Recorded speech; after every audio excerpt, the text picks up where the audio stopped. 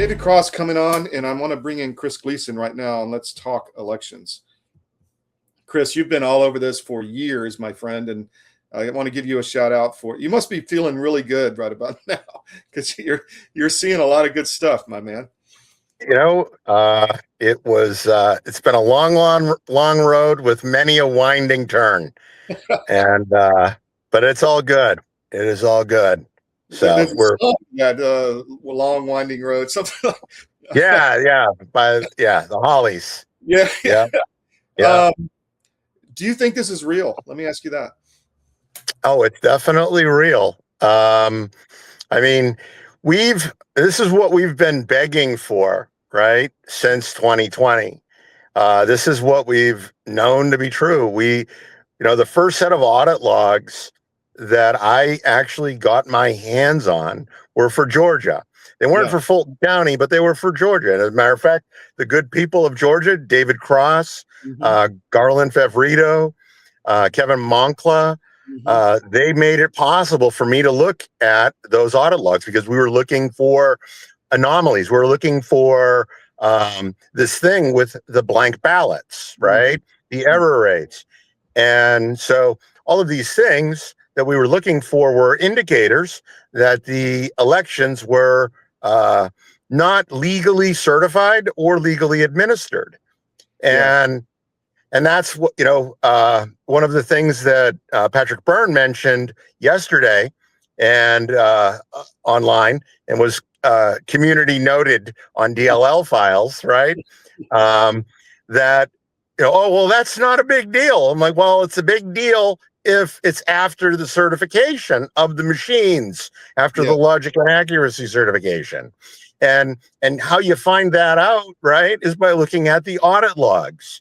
It's the only auditable record that the election, that there was no tampering, that there was no shenanigans, right?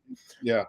And so realistically, and what it was funny, I was explaining this to some folks just this morning, why it's so important for us to be able to look at audit logs, because in those audit logs, the auditable record of the election, right? It's the only auditable record of the election. And they're required by federal law and state law to have a record of this, right? Yeah. So why would election officials want to hide the record, the auditable record of the election, that they did the right thing, that there were no issues, right? I mean, that would be kind of like if the IRS were to come to you to audit you, right? And you decided to take out a black marker and make it look like the Epstein client list or a CIA document like about the JFK autopsy, right? I mean, that's what's going on here, So if they are unwilling to share those audit logs with the public, and they're required to keep these records, it's part of HAVA. If they take HAVA grant money from the federal government, they have to have a record of this. And so the audit logs were designed for people to be able to look at and to understand that everything was done right. I mean, Ken Paxton understands this. Ken Paxton went to bat for us in Texas, and he got us audit logs. And as soon as we saw the audit logs in Texas, we saw the audit logs in Georgia. We knew exactly what was going on. So David Cross in the background there, I think he stepped out for a second, but when he comes back, I want to bring him on. We're kind of producing on the fly this morning, so just kind of letting people come on as they show. So there's David. So, David, I want to get your opinion. I've got Chris on, who's the guy. You look like you're on mute, by the way. So what is your thought before we get into the Fed chair of what's happened in Fulton County? You know what? It's about time. And like Chris was saying, if you got nothing to hide, then why aren't you showing us anything? Why does it take the federal government, going down there with the FBI to raid the place? Why did they have to get, a prosecutor from Missouri, to handle this? And it's because they know that if they had a prosecutor from Georgia, that the word would have gotten out. It would have been leaked out, and Fulton County would have tried to figure out a way to shut it down. So I'm grateful that it's happening right now, but I will go on record right now and tell you that there's going to be documents that are missing, and Fulton County is going to say the FBI screwed it up, and the FBI is going to be meticulous about doing all this. But that's where we're headed. You know, Fulton County yesterday, Rob Pitts was saying, was it yesterday, the day before, he was saying, you know, those things were secure up until the FBI got here. Wow. Bullshit. Well, DNI, Tulsi Gabbard was there. So what does that tell you, Chris? I mean, you know, in a federal prosecutor from Missouri and obviously White House involvement here. Thoughts? Well, we know David's right. I mean, we know that they're going to pull shenanigans like this. I mean, we saw this in my election challenge case in Pinellas County, Florida. You were there.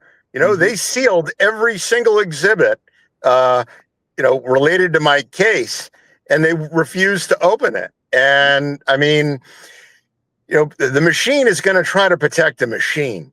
And if whether, you know, we know what's going on. I mean, and it's the government's own data.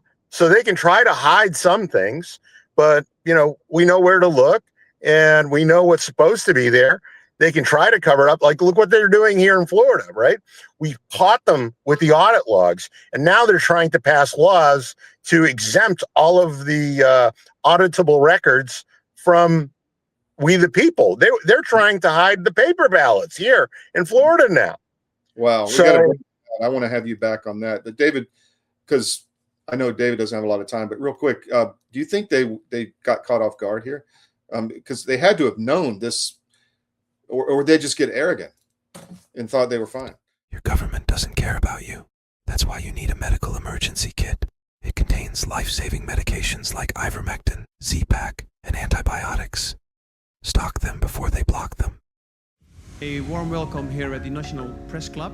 Welcome to the journalists, welcome to the Embraer team, and welcome to the other guests that we have here. I'm going to announce, and as some of you guessed it right when they came in, the first E2 order by an American operator. And that operator is Avello.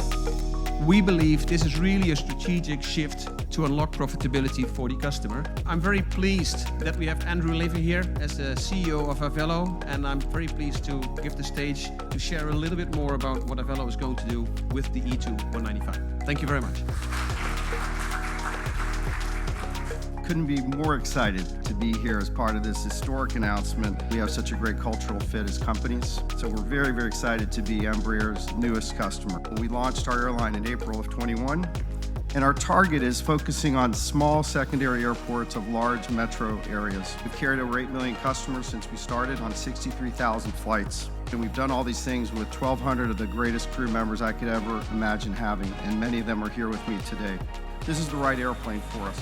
It's going to open up opportunities for us that no other aircraft can serve. The best thing about the airplane, of course, is you will not find a middle seat on this airplane. It doesn't exist.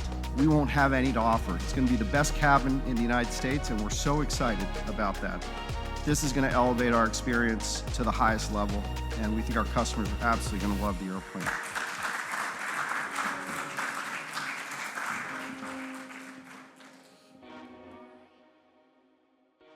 Chris, you got any last thoughts before I bring David in and talk about the Fed? Well, I made an announcement the other day, and I registered as a federal candidate for a federal election, and I am going to be primarying Ashley Moody. And if we can get some real elections here in Florida using the gold standard that we're supposed to have, I'll be going up against the treasonous Vindeman brother, and I have standing to sue both Ashley Moody for her participation in the non-gold standard in Florida. But what's great, right, is that our good pal Vindman, his brother, took massive amounts of Smurf money. And I bet you, based on his wonderful fundraising that he accomplished in a day, I think it was 1.7, 1.8 million. It's all Smurf money. And so we're going to have fun with that. You're like the gift that keeps on giving for media, man. Chris is like, I'm going to have to pay you, man. Anyway, thanks for coming on, Chris. I'm going to let you go, and I'm going to talk to David about the Fed. I appreciate you coming on. We'll be on your campaign here soon. Take care. Thanks a lot. See All you, right, Chris. David. So I can hear you now. Yep. So I asked you, do you think they were arrogant and just didn't think this was going to happen, or what do you think? Yeah, I think they thought it was never going to happen, and they got caught with their pants down, and Wow. it's just amazing. I mean, so a lot of people, headed down there, to check things out. I know that Garland Favorito was down there along with Jason Frazier. I wish I could have been down there, but it must have been a zoo. But I'll tell you one thing that was really interesting. If you look at the timestamp for when the judge signed the order, it was apparently edited because the news came out. The first news story that I saw was timestamped 137, and the search warrant was signed at 237, which means that there must have been like an edit that was done to go back and look for something else or look for something different or look in different places. So I'm just excited that it's happening. Wow. More to come there. We'll ask Dr. Johnson here, second hour on that. Let's talk the Fed. Kevin Warsh. And it just came out before you came on that Tom Tillis is going to block the nomination. I wonder who he's working for. But what are your thoughts on Kevin Warsh? You know what? I am optimistic. I didn't know an awful lot about him until I kind of dug into his past here recently. The thing that I'm most excited about is that he believes, like President Trump, that interest rates are too high. He believes that inflation is created by profligate spending in Washington D.C., which is a fancy word for they can't balance the budget up there, so they just print more money. Yeah. So he knows where inflation comes from, and I'm very excited by the fact that he doesn't have a degree in finance or economics. That is a huge plus for me, simply because I got to tell you, my degree's in finance, and I tell people that it took me 10 years to unlearn all of the incorrect concepts that I was taught in college that don't apply in real life. Yeah. And this guy's got some legitimate business experience. He's done mergers and acquisition business. He understands. I think he understands how the economy works, and he's a visiting professor, I believe, at Stanford. So, fairly sharp guy. Wow. Anything else on the silver market while I got you? I just want to get your comments on the Fed, but thoughts. We had a big drawdown last night. Yeah. So here's the thing. Silver's like $101 an ounce right now. It's exactly where it was last Friday. So, I look at it, you got to kind of take it with a grain of salt. The other thing that happened too was it's kind of suspicious that, that the drop happened overnight. It's almost like it was engineered to happen during a time of low liquidity. So if somebody came in with a bunch of orders to sell, you can easily knock the market around, in the overnight hours. And that I think is what's going on. I think maybe you've got some people that, they need to go in and, and be able to buy at cheaper prices. And this is maybe a way to do that. But it's, you have to expect some volatility. And, just from my experience on the street, you have something go up that much, you're going to have, smart money come in and start selling. At some point they're going to take profits, man. And then, hand it off to the retail, let them buy at the high.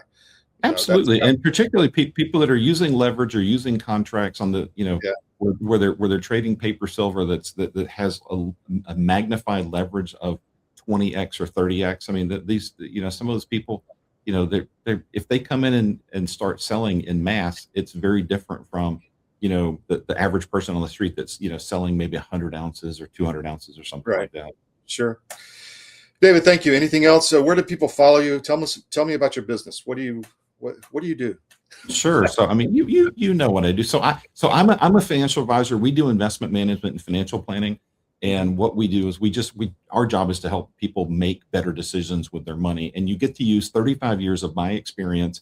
I think a little bit differently than other people that are out there. I've worked at the large firms, like Morgan Stanley, Merrill Lynch. I know how they think. I know how they put portfolios together. I know what some of the shortcomings are. And I'm a huge student of economics and past market experience. So I study this stuff all the time. It's what I live, eat, and breathe. And I'm very passionate about what I do. And you can follow me on Twitter at GA Ballots, or you can check us out at our business at US Asset. Just look up us-am.com, or just Google me, David Cross, investment advisor. David, thank you. Short notice for coming on. I appreciate your insight into Kevin Warsh. Take care. My pleasure.